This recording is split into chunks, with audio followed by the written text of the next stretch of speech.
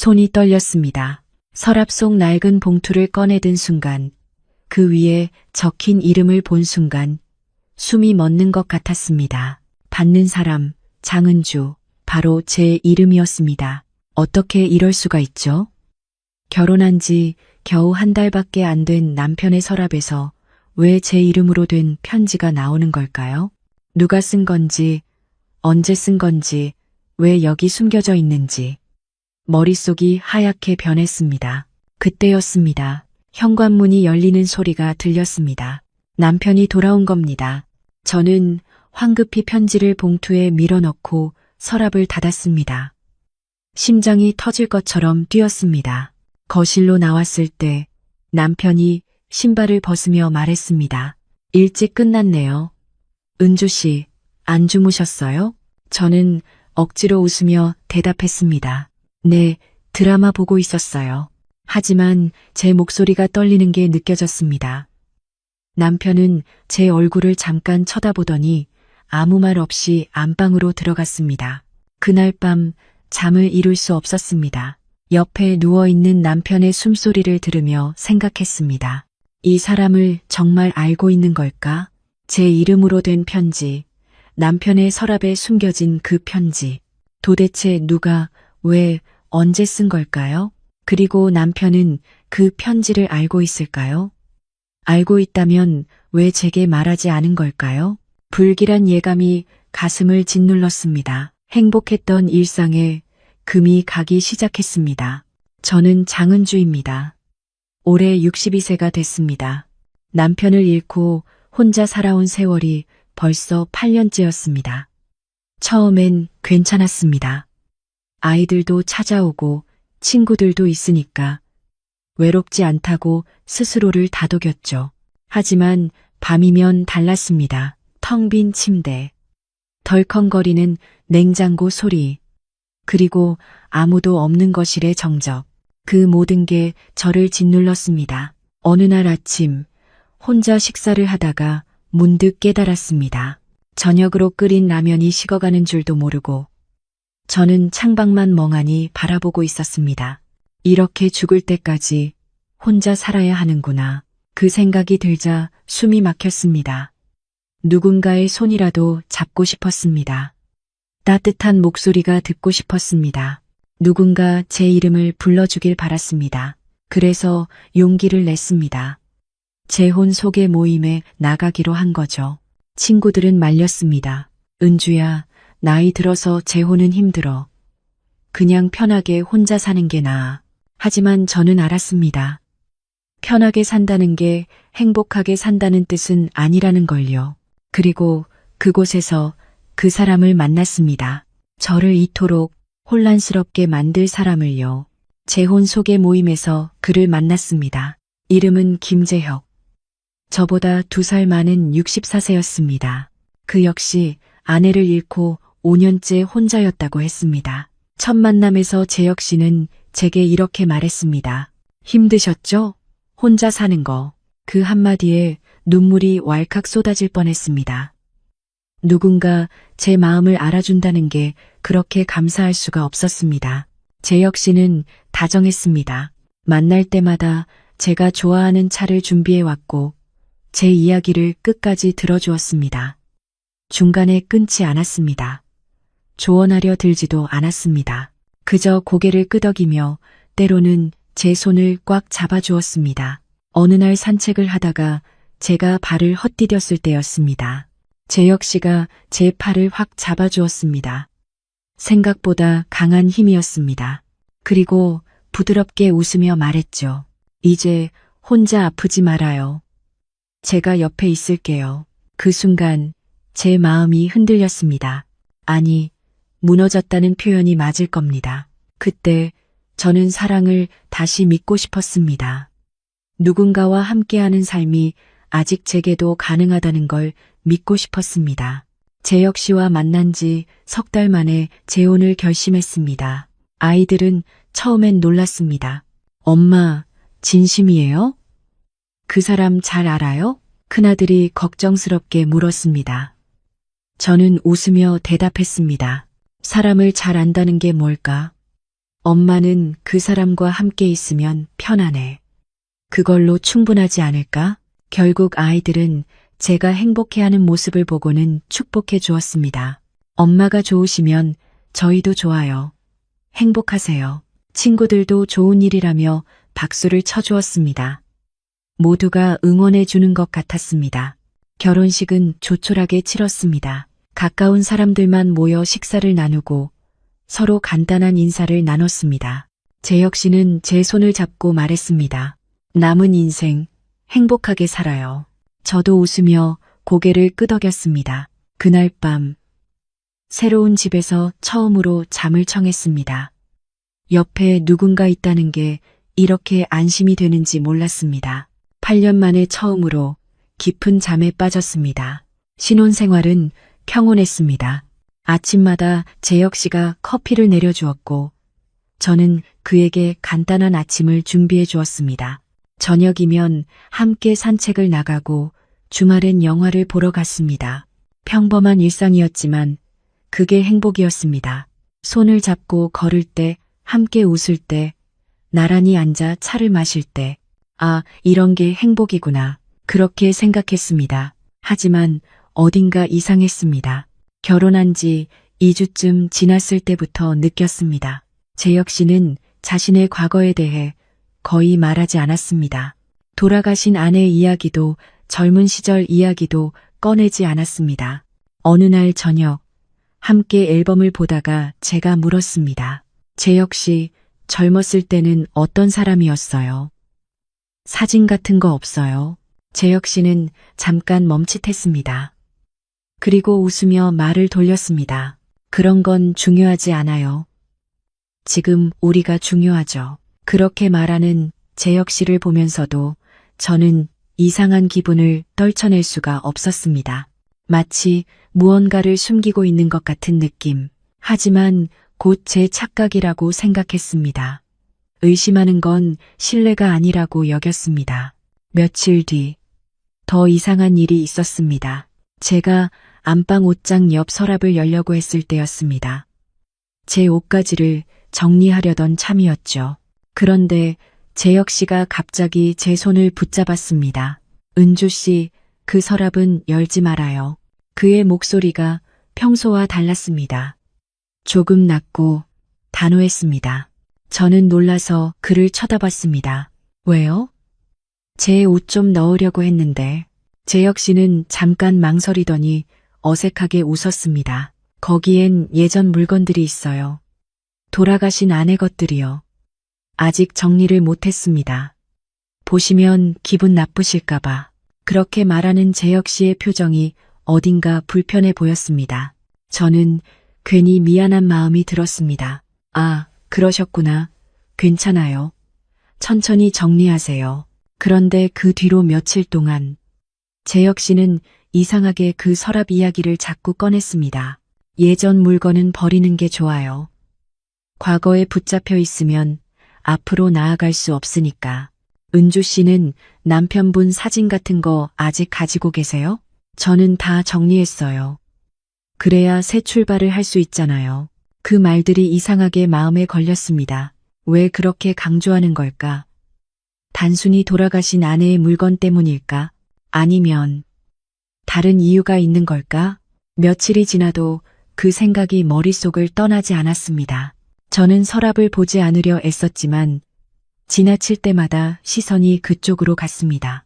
궁금증이 자꾸만 커졌습니다. 그 안에 대체 뭐가 들어있는 걸까? 이성은 말했습니다. 열지 마. 남편이 열지 말라고 했잖아. 그건 신뢰를 배신하는 거야. 하지만 마음 한편에서는 또 다른 목소리가 속삭였습니다. 뭔가 이상해. 왜 그렇게 강조하는 거지? 혹시 숨기는 게 있는 거 아닐까? 그러던 어느 날 밤이었습니다. 재혁 씨는 친구 모임이 있다며 외출했습니다. 저는 집에 혼자 남았습니다. 텔레비전을 켜고 드라마를 보려 했지만 집중이 되지 않았습니다. 자꾸만 안방 쪽으로 발걸음이 향했습니다. 결국 저는 안방으로 들어갔습니다. 옷장 옆 서랍 앞에 섰습니다. 손잡이를 잡았습니다. 심장이 빠르게 뛰었습니다. 이건 잘못된 일이야. 남편이 열지 말라고 했으니까. 하지만 손은 이미 서랍을 열고 있었습니다. 기익하는 소리와 함께 서랍이 열렸습니다. 그리고 그 순간 모든 게 시작됐습니다. 안에는 낡은 물건들이 가득했습니다. 오래된 시계, 색바랜 손수건, 몇 장의 사진, 돌아가신 아내의 물건들인 것 같았습니다. 저는 조심스럽게 물건들을 하나씩 들여다봤습니다. 역시 아내분 유품이구나. 내가 괜히 의심했네. 안도하려던 순간이었습니다. 서랍 구석에서 오래된 필름 봉투가 보였습니다. 갈색으로 변색된 아주 오래된 봉투였습니다. 저는 그걸 꺼냈습니다. 봉투를 열자 안에서 무언가가 툭 떨어졌습니다. 편지였습니다. 낡은 봉투에 담긴 누렇게 바랜 편지 한 통이었습니다. 저는 손이 떨렸습니다. 편지 겉면을 보는 순간 숨이 멎는 것 같았습니다. 받는 사람 이름이 적혀 있었습니다. 장은주, 바로 제 이름이었습니다. 어떻게 이럴 수가. 재혁 씨의 서랍에 왜 제 이름으로 된 편지가 있는 거죠? 누가 쓴 건지, 언제 쓴 건지, 왜 여기 있는 건지. 머릿속이 복잡했습니다. 저는 편지를 펼쳐보려다가 멈췄습니다. 현관문이 열리는 소리가 들렸기 때문입니다. 재혁 씨가 돌아온 겁니다. 다급하게 편지를 다시 봉투에 넣고 서랍을 닫았습니다.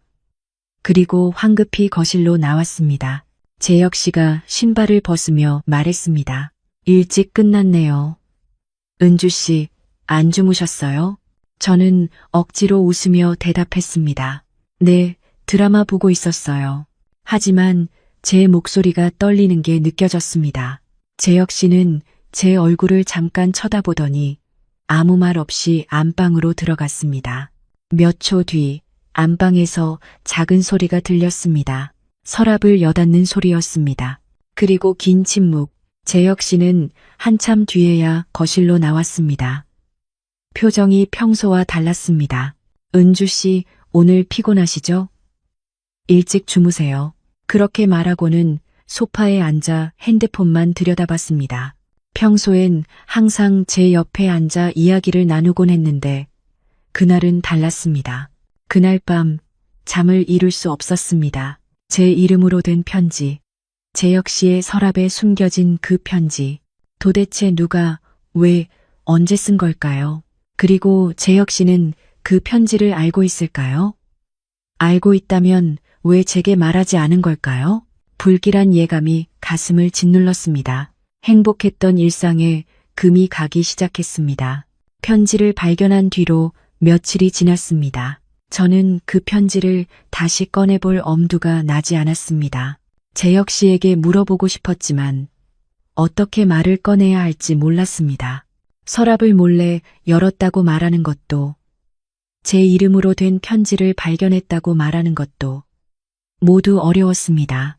그렇게 불안한 마음을 안고 지내던 어느 날 오후였습니다. 저는 예전처럼 작은 사진관을 운영하고 있었습니다. 은퇴 후에도 취미 삼아 계속해온 일이었죠. 동네 사람들이 가끔 증명사진을 찍으러 오거나 오래된 사진을 복원해 달라고 부탁하곤 했습니다. 그날도 평범한 오후였습니다. 카운터에서 오래된 필름을 정리하고 있었습니다. 가끔 손님이 들어오면 반갑게 맞이할 준비를 하면서요. 오후 3시쯤이었을 겁니다. 딸랑, 사진관 문이 열렸습니다. 종소리가 울렸습니다. 저는 고개를 들었습니다. 낯선 남자가 들어왔습니다. 30 중반쯤 되어 보이는 젊은 남자였습니다. 깔끔한 셔츠에 청바지를 입고 있었고 손에는 낡은 가방을 들고 있었습니다. 남자는 주변을 둘러보더니 저를 향해 조심스럽게 다가왔습니다. 저기, 실례합니다. 남자의 목소리는 떨리고 있었습니다. 마치 긴장하고 있는 것처럼요. 저는 미소를 지으며 물었습니다. 네, 어떻게 오셨어요? 남자는 잠깐 망설이더니 입을 열었습니다. 혹시 장은주 선생님 맞으시죠? 제 이름을 부르는 순간 가슴이 철렁했습니다. 저를 아는 사람인가? 하지만 본 적 없는 얼굴인데. 네, 제가 장은주인데요. 저를 어떻게 아시나요? 남자는 깊게 숨을 들이쉬었습니다. 그리고 천천히 말했습니다. 저는 한도윤이라고 합니다. 갑자기 찾아와서 죄송합니다. 사실 선생님을 찾기까지 시간이 꽤 걸렸습니다. 한도윤. 처음 듣는 이름이었습니다. 저는 고개를 갸우뚱하며 물었습니다. 저를 찾으셨다고요? 무슨 일이신지? 도윤은 가방에서 무언가를 꺼냈습니다. 낡은 봉투였습니다. 갈색으로 변색된 오래된 봉투. 그걸 보는 순간 제 손이 떨렸습니다. 며칠 전 재혁 씨의 서랍에서 본 그 봉투와 똑같았습니다. 이게 뭔가요? 제 목소리가 떨렸습니다. 도윤은 봉투를 조심스럽게 제게 내밀었습니다. 돌아가신 아버지가 남긴 유품입니다. 정리하다가 발견했어요. 받는 사람 이름이 장은주였습니다. 아버지의 유품, 저에게 보낸 편지. 머릿속이 복잡해졌습니다. 저는 떨리는 손으로 물었습니다. 아버지분이 누구신데요? 도윤은 잠깐 침묵했습니다. 그리고 천천히 또박또박 말했습니다. 한민수입니다. 제 아버지 이름은 한민수입니다.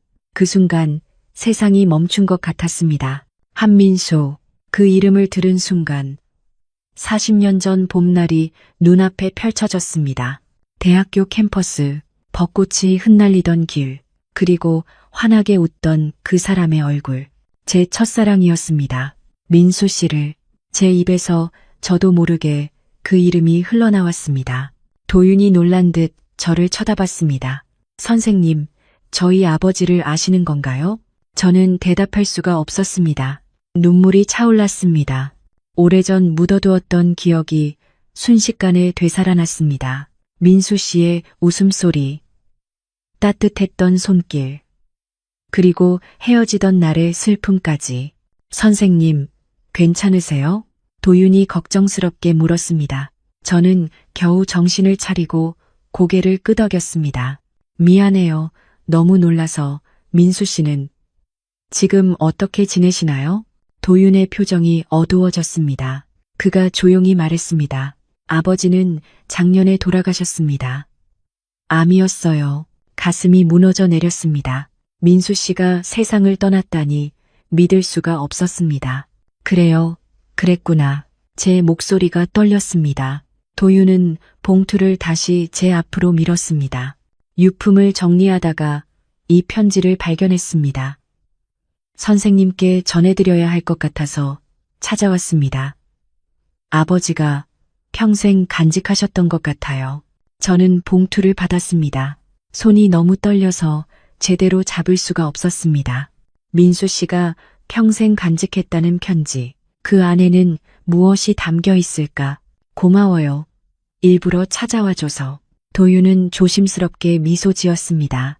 아버지가 생전에 가끔 선생님 이야기를 하셨어요.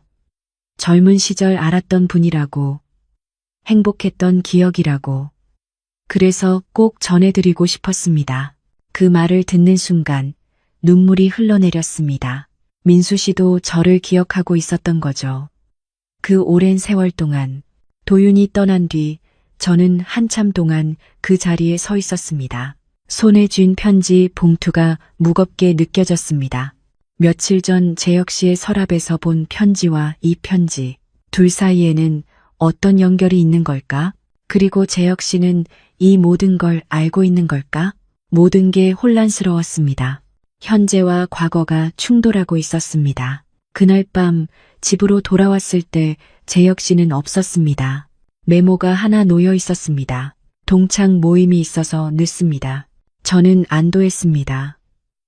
혼자만의 시간이 필요했습니다. 거실 소파에 앉아 도윤이 건넨 편지 봉투를 꺼냈습니다. 손이 떨렸습니다. 40년 만에 받는 민수 씨의 편지. 그 안에는 무엇이 담겨 있을까? 봉투는 이미 뜯어져 있었습니다. 아마 도윤이 확인했던 모양입니다.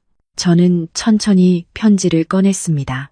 누렇게 변한 종이, 바래진 잉크. 그 모든 게 세월의 흔적이었습니다. 편지를 펼쳤습니다. 민수 씨의 글씨였습니다. 40년이 지났지만 그 글씨체를 기억하고 있었습니다. 조금 삐뚤빼뚤하지만 정성스러운 글씨, 편지를 읽기 시작했습니다. 은주야, 첫 문장부터 눈물이 쏟아졌습니다. 그 다정한 호칭. 오랜만에 듣는 민수 씨의 목소리 같았습니다. 이 편지를 네가 읽고 있다면 나는 이미 세상에 없겠지. 미안하다. 살아생전에 전하지 못한 말들을 이렇게밖에 할 수 없어서 가슴이 먹먹해졌습니다. 민수 씨는 자신이 떠날 걸 알고 이 편지를 썼던 겁니다. 은주야, 내가 널 떠난 건 사랑이 식어서가 아니다. 너를 지키려면 내가 없어야 했어. 그 문장을 읽는 순간 40년 전 그날이 떠올랐습니다. 벚꽃이 흩날리던 봄날이었습니다. 민수 씨가 갑자기 제게 헤어지자고 했습니다. 아무 이유도 말해주지 않았습니다. 그저 미안하다는 말만 반복했죠. 저는 울며 물었습니다. 왜냐고, 무엇이 잘못됐냐고. 하지만 민수 씨는 고개만 저을 뿐이었습니다. 다른 사람 만났어? 제가 떨리는 목소리로 물었을 때 민수 씨는 고개를 끄덕였습니다. 그게 거짓말이었다는 걸 40년이 지나서야 알게 됐습니다. 편지는 계속 이어졌습니다. 그때 내 집 안에 큰 빚이 있었어. 아버지 사업이 망했고 빚쟁이들이 매일 집에 찾아왔지. 너까지 그 고생에 끌어들일 순 없었다. 네가 나 때문에 힘들어하는 걸 볼 수 없었어. 그랬던 거였습니다. 민수 씨는 저를 지키려고 거짓말을 했던 겁니다. 은주야, 너는 행복했니? 좋은 사람 만나서 잘 살았니? 나는 그게 제일 궁금했어. 네가 웃으며 살았다면 내 선택이 옳았다고 믿을 수 있을 것 같아.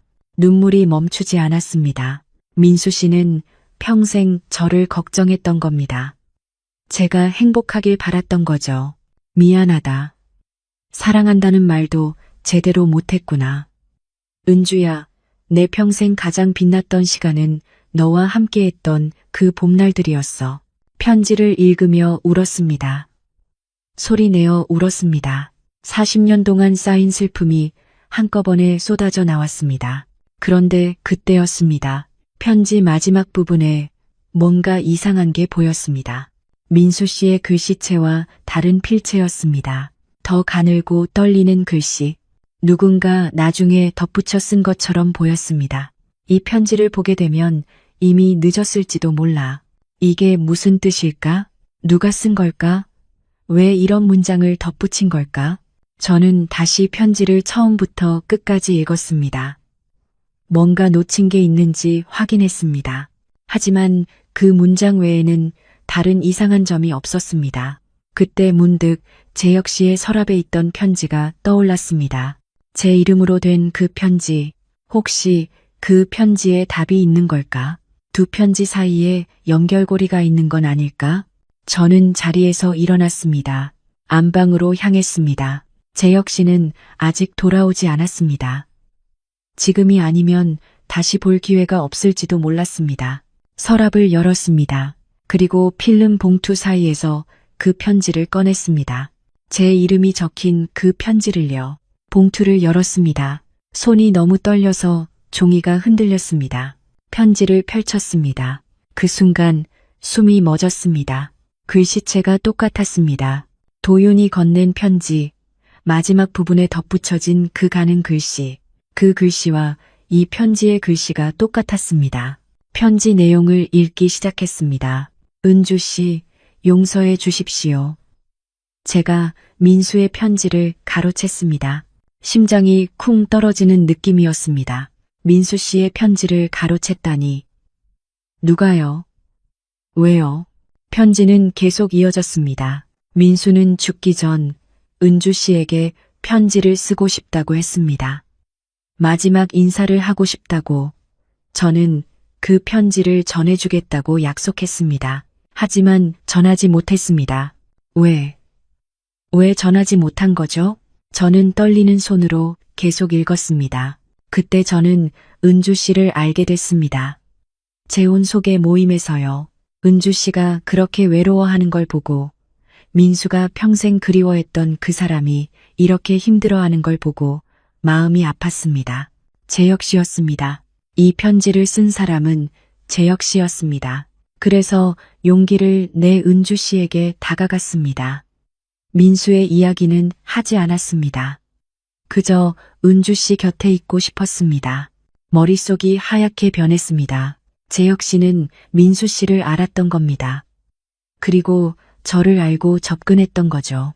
그때 현관문이 열렸습니다. 재혁 씨가 돌아온 겁니다. 재혁 씨가 안방으로 들어왔습니다.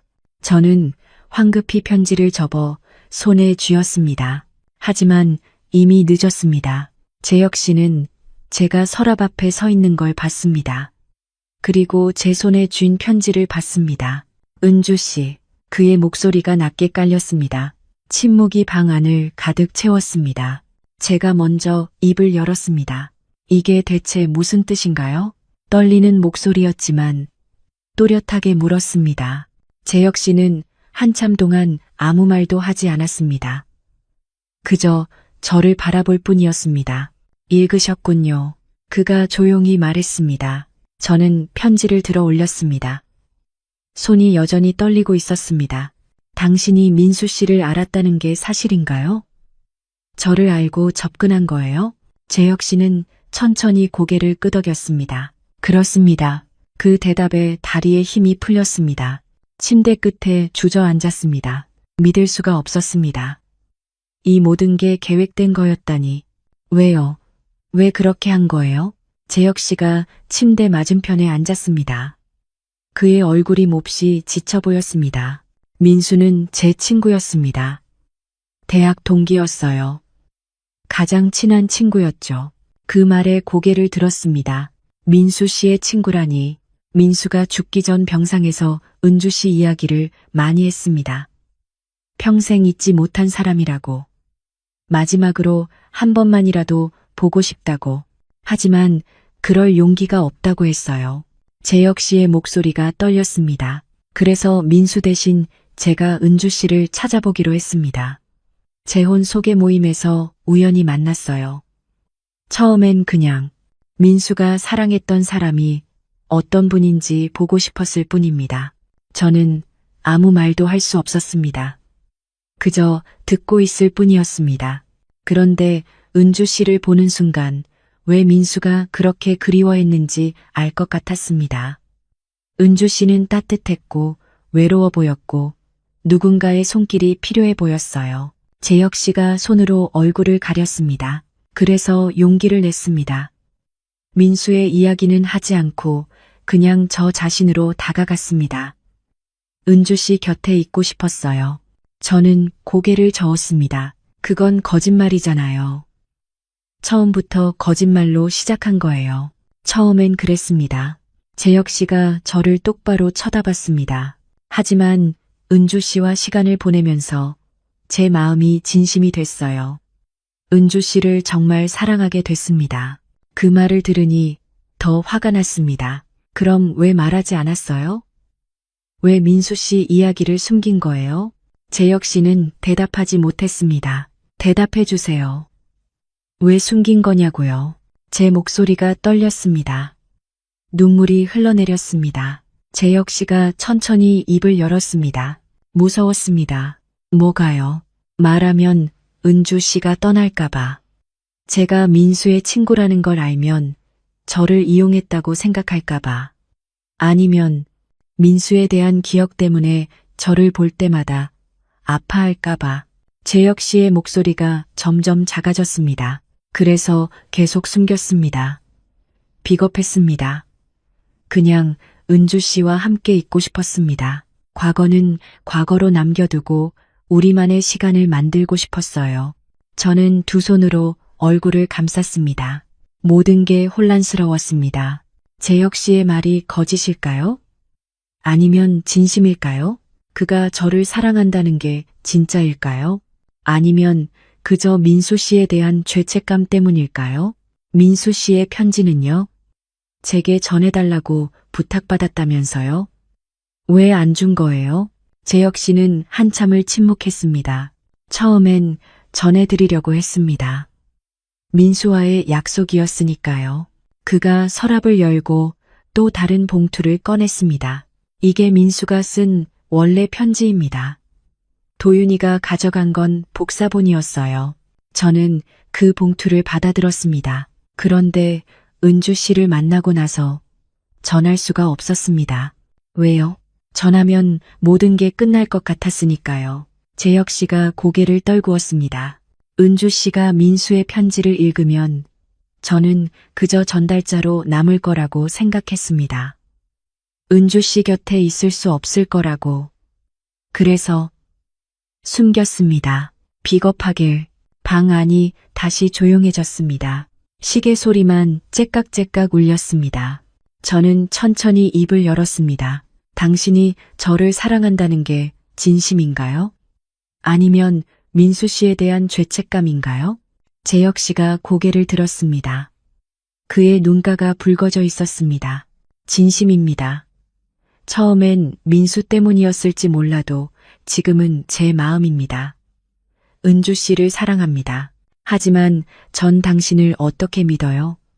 처음부터 거짓말이었는데 제 목소리가 차가워졌습니다. 재혁 씨는 아무 말도 하지 못했습니다. 그날 밤 우리는 거의 말을 하지 않았습니다. 같은 침대에 누웠지만 서로 등을 돌리고 있었습니다. 다음 날 아침도 어색했습니다. 재혁 씨는 커피를 내리지 않았습니다. 저도 아침을 준비하지 않았습니다. 각자 조용히 시간을 보냈습니다.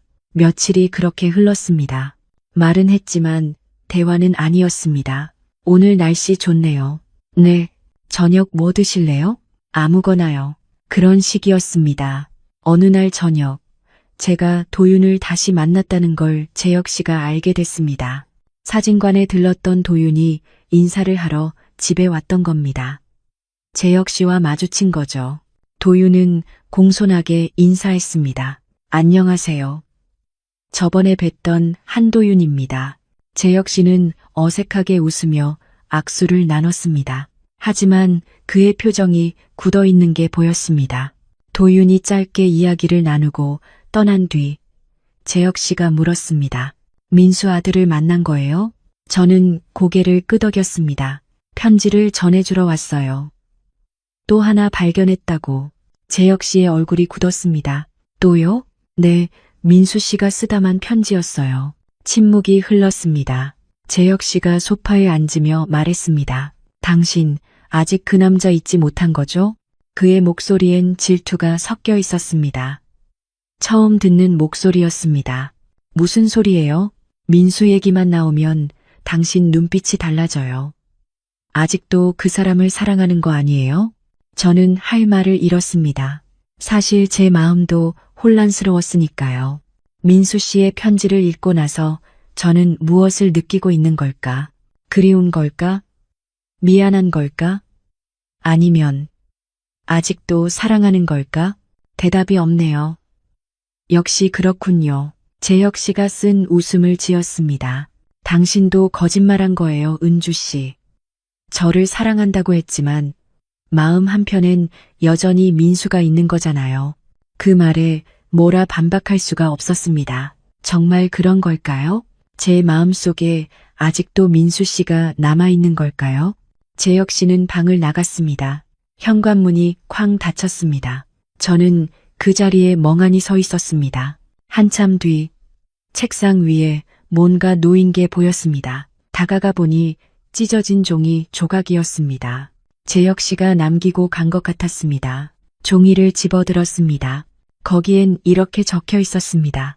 진짜 후회는 사랑을 지키지 못한 거야. 그 문장을 보는 순간 가슴이 무너져 내렸습니다. 사랑을 지키지 못한 것, 그게 후회라는 말. 재혁 씨는 저와의 사랑을 지키지 못한 걸 후회하는 걸까요?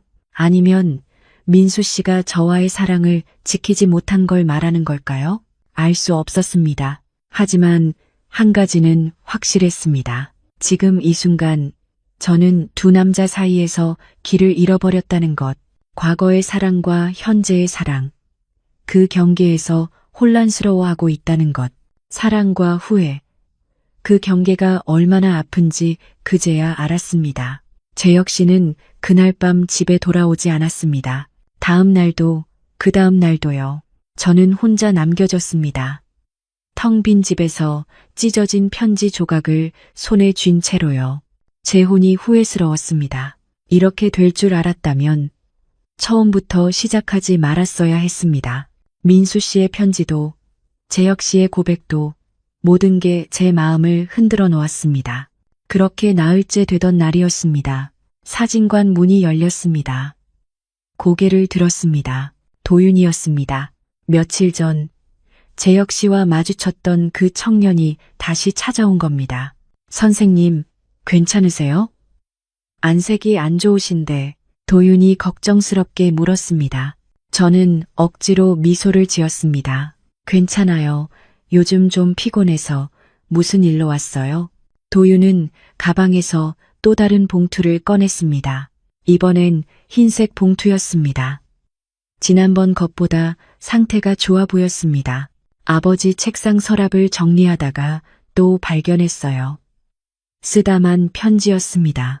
쓰다만 편지. 가슴이 철렁했습니다. 도윤이 봉투를 건네며 말했습니다. 이번 건 미완성인 것 같아요. 날짜도 적혀 있지 않고 문장도 끝나지 않았어요. 그래도 선생님께 보여드려야 할 것 같아서요. 저는 떨리는 손으로 봉투를 받았습니다. 도윤이 조심스럽게 물었습니다. 선생님, 저번에 뵀던 그분은 괜찮으신가요? 제가 너무 갑자기 찾아와서 불편하게 만든 건 아닌지 재혁 씨를 말하는 거였습니다. 저는 고개를 저었습니다. 아니에요. 당신 잘못이 아니에요. 도윤은 더 묻지 않았습니다. 그저 조용히 말했습니다. 천천히 읽어보세요. 아버지가 정말 전하고 싶었던 말일 거예요. 도윤이 떠난 뒤 저는 문을 닫았습니다. 오늘은 더 이상 손님을 받을 수 없었습니다. 뒷방으로 들어가 봉투를 열었습니다. 편지를 꺼냈습니다. 민수 씨의 글씨였습니다. 하지만 이번엔 글씨가 많이 흔들려 있었습니다. 아마 많이 아플 때 쓴 것 같았습니다. 은주야, 여전히 다정한 호칭이었습니다. 눈물이 또 흘렀습니다. 이 편지를 쓰고 있는 지금 내 몸은 많이 아프다. 의사 선생님은 시간이 얼마 남지 않았다고 했어. 이제 정말 마지막인가 보다. 가슴이 아팠습니다. 민수 씨가 얼마나 힘들었을까. 은주야, 내가 죽고 나면 너에게 이 편지가 전해질까? 도윤이가 잘 전해줄까? 사실 자신이 없다. 네가 이미 행복하게 살고 있다면 이런 편지가 오히려 방해가 될 것 같아서. 민수 씨는 마지막 순간까지도 저를 걱정했던 겁니다. 그래도 꼭 하고 싶은 말이 있어. 은주야, 혹시 내 곁에 누군가 다른 사람이 있다면 그 사람을 사랑해줘. 그 문장을 읽는 순간 숨이 멎었습니다. 내가 너를 떠났던 건 내 선택이었어. 너에게 짐이 되고 싶지 않았던 내 선택. 그러니 너는 죄책감 가질 필요 없어. 네가 다른 사람과 행복하다면 그게 나한테도 위로가 될 거야. 눈물이 멈추지 않았습니다. 내 곁에 누군가 있다면 그 사람을 진심으로 사랑해줘. 과거에 얽매이지 말고 지금 그 순간을 소중히 여겨줘. 그게 내 마지막 부탁이야. 그 순간 머릿속이 맑아지는 느낌이었습니다. 민수 씨는 저에게 놓아주라고 말하고 있었습니다. 자신을 잊고 현재를 살라고 했습니다. 재혁 씨를 사랑하라고 했습니다. 은주야, 사랑은 소유가 아니야. 사랑은 상대의 행복을 바라는 거야. 네가 웃으며 살 수 있다면 그게 나한테는 가장 큰 선물이야. 편지는 거기서 끝이었습니다. 마지막 문장이 완성되지 않은 채로요. 아마 그때 민수 씨가 너무 힘들어서 펜을 놓았던 것 같았습니다. 저는 한참을 그 자리에 앉아 있었습니다. 그제야 깨달았습니다. 이 재혼은 후회가 아니었습니다. 제 마음의 마지막 숙제였습니다. 민수 씨를 보내는 일, 과거를 정리하는 일, 그리고 현재를 받아들이는 일. 저는 민수 씨를 평생 잊지 못할 겁니다. 그 봄날의 기억, 환하게 웃던 모습, 따뜻했던 손길, 그 모든 게 제 안에 남아있을 겁니다. 하지만 그게 재혁 씨를 사랑하지 못하는 이유가 되어선 안 됩니다. 사랑은 있는 게 아니었습니다. 사랑은 다른 모습으로 남는 거였습니다. 민수 씨는 제 마음속 봄날로 남을 겁니다. 그리고 재혁 씨는 제 곁에 현재가 될 수 있습니다. 저는 일어났습니다. 핸드폰을 집어들었습니다. 재혁 씨에게 전화를 걸어야 했습니다. 늦기 전에 제 마음을 전해야 했습니다. 재혁 씨를 찾아 나섰습니다. 그가 있을 곳은 한 군데뿐이었습니다. 우리가 처음 만났던 공원. 재혁 씨는 힘들 때마다 그곳에 간다고 했었습니다. 공원에 도착했을 때 해가 지고 있었습니다. 벤치에 앉아 있는 재혁 씨의 뒷모습이 보였습니다. 어깨가 축 처져 있었습니다. 저는 천천히 그에게 다가갔습니다. 재혁 씨, 제 목소리를 듣고 재혁 씨가 돌아봤습니다. 놀란 표정이었습니다. 그리고 곧 시선을 돌렸습니다. 왜 왔어요? 그의 목소리는 지쳐 있었습니다. 저는 그 옆에 앉았습니다. 할 말이 있어서요. 재혁 씨는 대답하지 않았습니다. 저는 한참을 침묵했습니다. 무슨 말부터 해야 할지 몰랐습니다. 미안해요. 결국 제 입에서 나온 건 사과였습니다. 당신이 미운 게 아니었어요. 나 자신이 미웠어요. 재혁 씨가 저를 쳐다봤습니다. 저는 계속 말을 이었습니다. 민수 씨의 편지를 받고 혼란스러웠어요. 과거의 기억이 되살아나면서 제가 무엇을 느끼고 있는지 알 수 없었죠. 당신을 사랑하는 건지 아니면 민수 씨를 아직도 사랑하는 건지 말하면서 눈물이 났습니다. 그런데 제일 미웠던 건 이렇게 흔들리는 제 자신이었어요. 당신에게 진심이었다고 말했으면서 과거에 흔들리는 제가 너무 한심했어요. 재혁 씨는 여전히 아무 말이 없었습니다. 저는 가방에서 민수 씨의 마지막 편지를 꺼냈습니다. 오늘 도윤이가 또 찾아왔어요. 민수 씨가 쓰다만 편지를 가져왔죠. 편지를 펼쳐 재혁 씨에게 보여줬습니다. 그는 천천히 글을 읽었습니다. 한참 뒤 그가 조용히 말했습니다. 역시 민수답네요.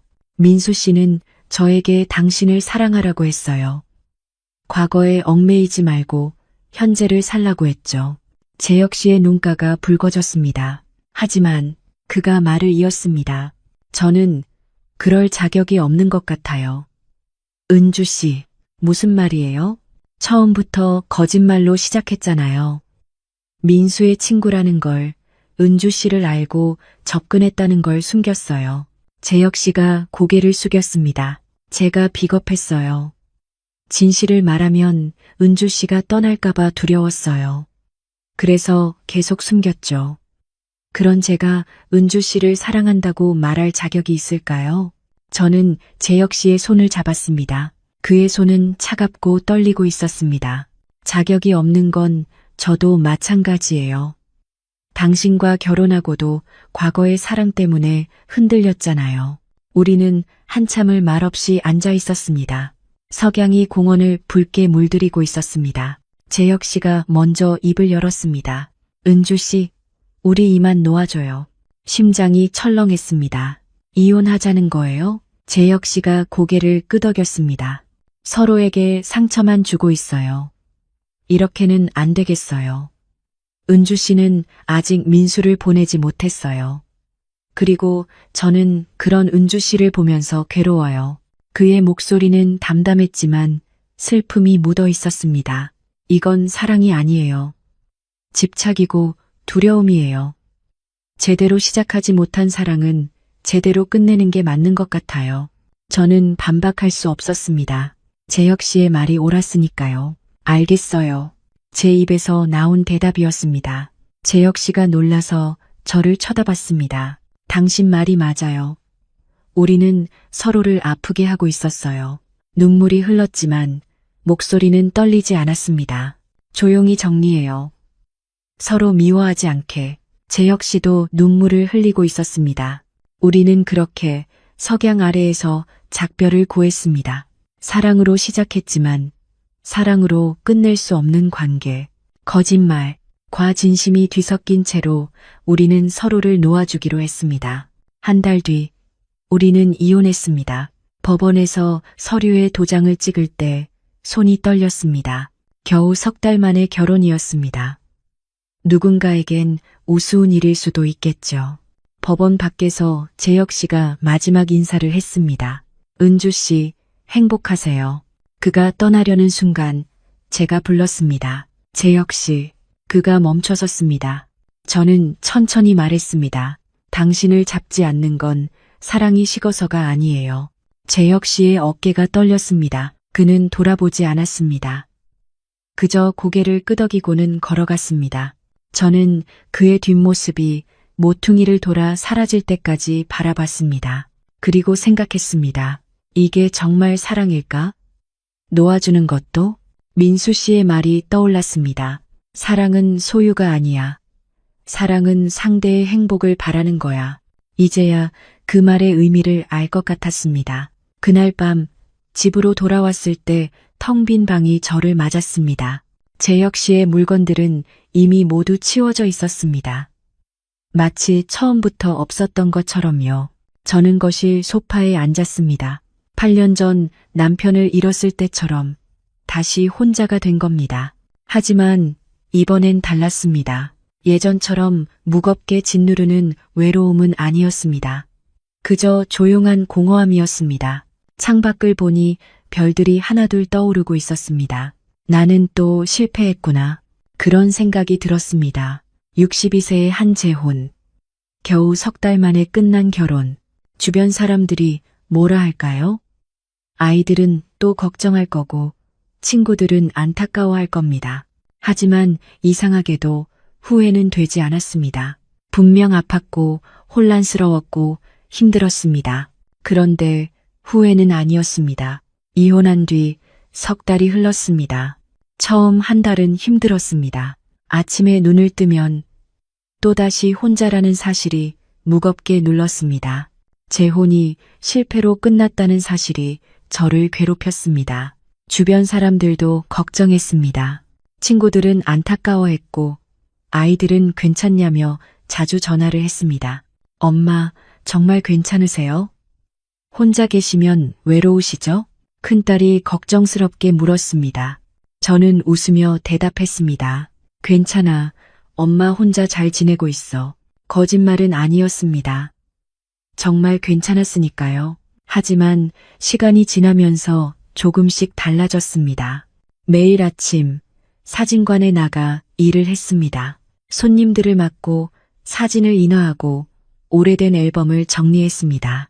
그러다 보니 하루하루가 조금씩 가벼워졌습니다. 일에 집중하면 생각할 시간이 줄어들었습니다.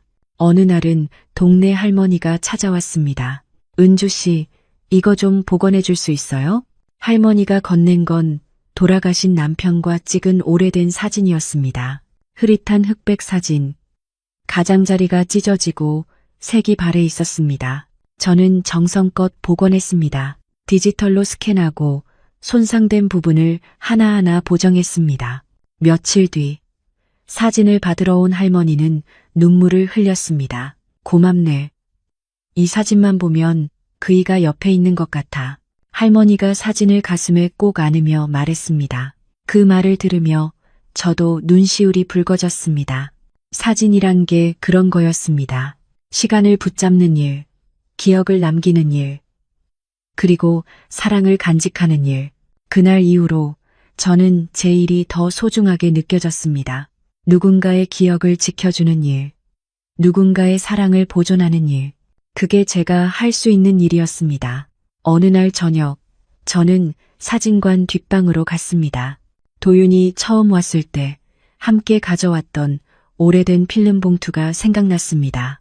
민수 씨가 남긴 필름들이었습니다. 그동안 인화할 용기가 없었습니다. 그 안에 무엇이 담겨 있을지 두려웠으니까요. 하지만 이제는 괜찮았습니다. 저는 필름을 꺼냈습니다. 오래된 35mm 필름이었습니다. 40년도 더 된 거였죠. 암실로 들어가 조심스럽게 현상에게 담갔습니다. 붉은 불빛 아래에서 천천히 이미지가 떠올랐습니다. 첫 번째 사진이었습니다. 벚꽃나무 아래 서 있는 젊은 여자. 바로 젊은 날의 저였습니다. 환하게 웃고 있었습니다. 두 번째 사진, 캠퍼스 벤치에 앉아 책을 읽는 모습. 옆에 떨어진 벚꽃 잎들. 세 번째 사진, 민수 씨와 함께 찍은 사진이었습니다. 누군가 찍어준 것 같았습니다. 우리는 나란히 서서 웃고 있었습니다. 사진 속 두 사람은 너무나 행복해 보였습니다. 젊고 순수하고 세상 모르는 표정이었습니다. 눈물이 또 흘렀습니다. 하지만 이번엔 슬픔만은 아니었습니다. 감사함도 섞여 있었습니다. 그때 그 순간이 있었기에 지금의 제가 있는 거니까요. 저는 사진을 말렸습니다. 그리고 작은 앨범에 정리했습니다. 한 장 한 장 조심스럽게 넣으면서 생각했습니다. 인화한다는 건 단순히 사진을 만드는 게 아니구나. 기억을 정리하는 일이었습니다. 과거를 받아들이고 제자리에 놓아주는 일이었습니다. 암실에서 빛에 노출되면 이미지가 나타나듯이 제 마음속 기억도 이제 선명하게 드러났습니다. 민수 씨도 재혁 씨도 이제 추억이 되는 겁니다. 아픈 추억도 따뜻한 추억도 모두 제 안에 남겠죠. 하지만 이제 저는 앞으로 나아갈 수 있을 것 같았습니다. 사진을 정리하고 나서 저는 사진관 한쪽 벽에 민수 씨와 함께 찍은 사진을 걸었습니다. 숨기지 않았습니다. 제 과거의 일부였으니까요. 부끄러운 게 아니었습니다. 지워야 할 것도 아니었습니다. 그저 제가 살아온 이야기의 한 장면이었습니다. 석 달이 지나고 봄이 왔습니다. 어느 봄날 오후였습니다. 사진관 문이 열리고 도윤이 들어왔습니다. 오랜만이었습니다. 선생님, 안녕하세요. 도윤은 예전보다 밝아 보였습니다. 저도 웃으며 맞이했습니다. 어서 와요. 무슨 일이에요? 도윤은 가방에서 작은 상자를 꺼냈습니다. 아버지 유품을 정리하다가 또 발견한 게 있어요. 선생님께 보여드리고 싶었습니다. 상자를 열자 오래된 사진 몇 장이 들어 있었습니다. 제가 인화했던 그 사진들이었습니다. 벚꽃나무 아래의 제 모습, 캠퍼스 벤치에서 책 읽는 모습, 그리고 민수 씨와 함께 웃고 있는 모습. 아버지가 평생 간직하셨던 것 같아요. 사진 뒷면에 날짜랑 메모가 적혀 있더라고요. 사진을 뒤집어 보니 민수 씨의 글씨로 적혀 있었습니다. 1985년 4월, 은주와 함께 내 인생 최고의 봄. 그 문장을 읽으니 눈물이 났습니다. 하지만 예전처럼 슬픈 눈물은 아니었습니다. 도윤 씨, 이 사진들 제가 가져도 될까요? 도윤이 환하게 웃었습니다. 그러려고 가져왔어요. 선생님께 있어야 할 것 같아서요. 저는 사진들을 조심스럽게 받았습니다. 도윤이 사진관 안을 둘러보며 말했습니다. 여기 정말 좋네요. 따뜻한 느낌이에요. 고마워요. 오랫동안 해온 일이라 애착이 있어요. 도윤이 벽에 걸린 사진들을 보다가 민수 씨와 제가 함께 찍은 사진 앞에서 멈췄습니다. 이 사진, 응, 내 아버지랑 찍은 거야. 이제 숨기지 않기로 했어. 도윤이 조용히 웃었습니다. 선생님은 지금 행복하세요? 갑작스러운 질문이었습니다. 저는 잠깐 생각했습니다. 행복한가? 지금 이 순간, 저는 행복한가? 응, 행복해요. 진심이었습니다. 도윤이 미소 지었습니다. 아버지가 살아계셨다면 선생님이 이렇게 웃으시는 걸 보고 기뻐하셨을 거예요. 선생님이 행복하다는 걸 아셨다면 마음 놓으셨을 것 같아요. 그 말에 가슴이 따뜻해졌습니다. 이젠 나도 웃을 수 있어요.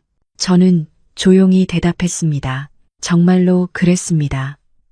이제 저는 웃을 수 있었습니다. 도윤이 떠난 뒤 저는 민수 씨가 간직했던 사진들을 앨범에 넣었습니다. 제가 인화한 필름 사진들과 함께요. 그리고 그 앨범을 사진관 선반에 꽂았습니다. 숨기지도 과시하지도 않고 그저 제 이야기의 일부로. 그날 저녁 집으로 돌아가는 길에 공원을 지나갔습니다. 재혁 씨와 마지막으로 만났던 그 공원이었습니다. 발걸음이 자연스럽게 그쪽으로 향했습니다. 벤치에 앉아 주변을 둘러봤습니다. 아이들이 뛰어놀고 연인들이 산책하고 노부부가 손을 잡고 걷고 있었습니다. 모두가 각자의 시간을 살고 있었습니다. 저는 가방에서 민수 씨의 편지를 꺼냈습니다. 이제는 여러 번 읽어서 구겨진 종이였습니다. 내가 행복하다면 그게 나한테는 가장 큰 선물이야. 그 문장을 다시 읽었습니다. 민수 씨, 이제 저는 당신이 원했던 것을 이뤘어요. 행복해졌어요. 작은 목소리로 중얼거렸습니다. 재혼 때문에 후회했던 게 사실입니다. 왜 그런 선택을 했을까? 혼자 사는 게 나았을까? 그렇게 생각했었죠. 하지만 지금은 생각이 달라졌습니다. 그 재혼 덕분에 진짜 사랑이 무엇인지 배웠습니다. 사랑은 소유가 아니라 존중이라는 것, 과거를 부정하는 게 아니라 받아들이는 거라는 것, 그리고 놓아주는 것도 사랑의 한 형태라는 것. 재혁 씨와의 짧은 결혼도 후회하지 않습니다. 그 역시 저에게 큰 의미였으니까요. 그와 함께했던 시간은 제게 용기를 줬습니다. 다시 사랑할 수 있다는 용기를요. 후회는 끝이 아니었습니다. 후회는 새로운 시작이었습니다. 이제 저는 그 누구도 원망하지 않습니다. 민수 씨도 재혁 씨도 그리고 저 자신도요. 모든 일에는 이유가 있었고 그 이유들이 모여 지금의 저를 만들었습니다. 핸드폰이 울렸습니다. 둘째 딸이 보낸 문자였습니다. 엄마, 주말에 놀러 갈게요. 맛있는 거 해주세요. 엄마, 무지 쉬이라는 안배. 저는 웃으며 답장을 보냈습니다. 그래, 기다릴게. 사랑해. 문득 재혁 씨가 궁금해졌습니다. 그는 지금 어떻게 지내고 있을까? 행복할까? 누군가 좋은 사람을 만났을까? 저는 그가 행복하길 바랐습니다. 진심으로요. 우리의 사랑은 끝났지만 서로를 미워하지는 않았으니까요. 어쩌면 그것도 사랑의 한 형태일지 모릅니다. 집에 도착해 불을 켰습니다. 더 이상 텅 빈 집이 외롭지 않았습니다. 이제 이 공간은 제 안식처였습니다. 저녁을 준비하며 창밖을 봤습니다. 별들이 하나둘 떠오르고 있었습니다. 62세의 재혼. 그 선택 때문에 많은 것들이 흔들렸습니다. 아팠고 혼란스러웠고 후회했습니다. 하지만 지금 돌이켜보면 그 모든 과정이 필요했던 것 같습니다. 후회했기에 깨달을 수 있었습니다. 아팠기에 성장할 수 있었습니다. 놓아줬기에 자유로워질 수 있었습니다. 이제 저는 알고 있습니다. 사랑은 여러 모습으로 옵니다. 때로는 설렘으로, 때로는 후회로, 때로는 이별로요. 그 모든 것이 사랑이었습니다. 그리고 그 사랑들 덕분에 저는 지금 여기 서 있습니다. 감사하는 마음으로요. 저녁을 먹고 따뜻한 차를 마시며 저는 내일을 생각했습니다. 내일은 또 어떤 하루가 될까? 어떤 손님이 사진관을 찾아올까? 어떤 이야기를 들을 수 있을까? 기대가 됐습니다. 인생은 아직 끝나지 않았으니까요. 62세, 아직 늦지 않았습니다. 새로운 시작은 언제든 가능하니까요. 후회도 때로는 선물이 될 수 있으니까요. 창밖을 보니 첫 별이 떠올랐습니다. 저는 조용히 속삭였습니다. 민수 씨, 재혁 씨, 그리고 저 자신에게 고마워요. 그리고 웃었습니다. 진심으로요.